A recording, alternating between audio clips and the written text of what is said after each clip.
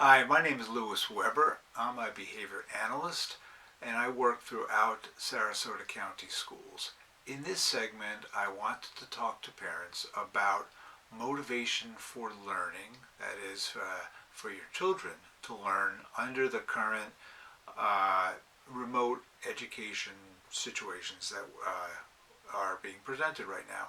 So the child's no longer going to school in the classroom where the responsibility for maintaining instruction was the teacher's responsibility. Now it's a shared responsibility.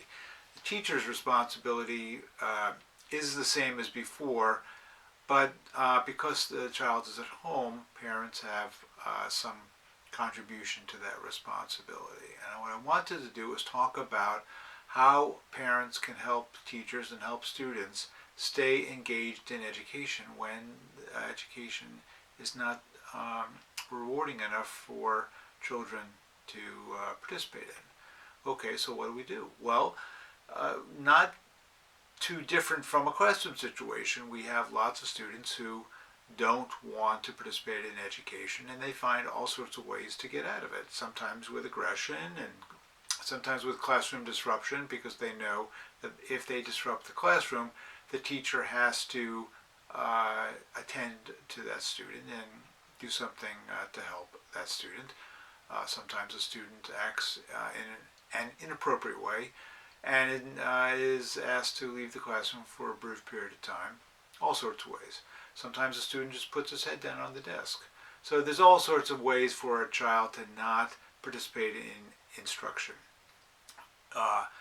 In the classroom, of course, we would like for all children to want to learn the academic material. That's the number one thing that every teacher would like. We want students to enjoy learning. And many students do, most students do, but some don't, as I noted.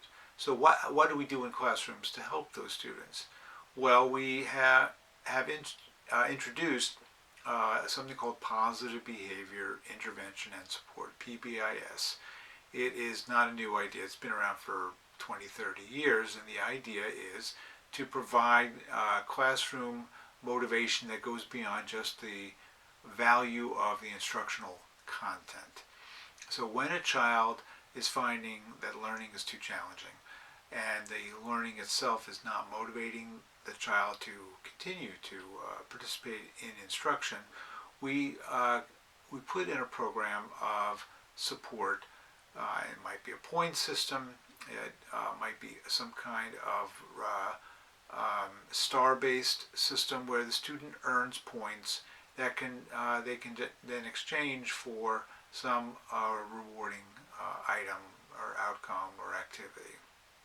Now, sometimes parents think about this as a bribe. We're bribing students to participate in instruction, but it's not a bribe. A bribe is a reward for sure, but it's a reward for illegal or immoral behavior, and we're not asking anyone to do that. We're asking to provide motivation for a child to participate in academic instruction when the academic instruction isn't enough valuable enough to be able to support the student's participation in it. So we have to add something to it.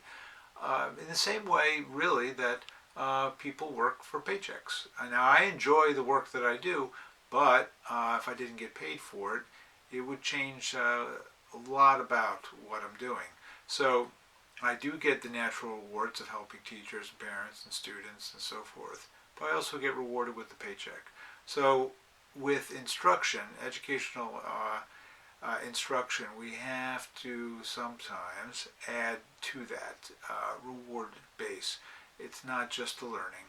We have to add some kind of point system that can be exchanged for some kind of outcomes that are valuable to the student. So what do you have? What can you do? Well, the first thing is to keep track of what's going on. So your attention to the students, your child's participation in the Zoom instruction or doing the activities that are in a printed packet, whatever the case may be. What you can do is to keep track of that. And a very simple kind of how many minutes did the child stay engaged with the activity would be a good way to do it. And the number of minutes could then be exchanged for some kind of desirable outcome. What would that be?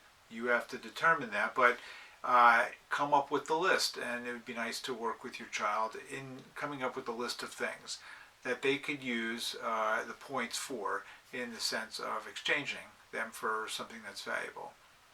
Now, what happens when the child doesn't want to do anything at all? That's a different situation that's going to require more than points. In that case, what we want to be able to do is reduce the requirement to participate to something that the child can do. If the child cannot spend 20 or 30 minutes on an activity, can they spend 2 to 3 minutes? And what can they earn for doing that? And then we can build up their stamina. Some children just cannot stay focused on an educational activity for that long. It makes them feel anxious to do that. So we start with what they can do and build up their stamina. So the idea here is to provide increased motivation for your child to participate in the educational activity, and to keep track of it, and for this to add a dimension of fun to instruction, to fun to learning. Now, sometimes what we find is after we put in a program, a positive behavior intervention support program, PBIS program, the child actually does learn that they like to learn, and then it maintains itself. Hopefully that will be something that would occur in your homes. But in the meantime, give that some thought. What can you do to keep track of your child's activity, educational activity? And I'm suggesting time on task would be a good thing because it's easy to measure. And then how can you exchange those minutes for some desired outcome? Maybe it could be a special activity. Maybe it could be time on a video game. Hard to say what is available in your home, but think of that. What could you do to connect their participation with a rewarding outcome? Okay. Well, thanks for listening to the video, watching the video. Again, my name is Lewis Weber, and I hope the content here will be helpful to you.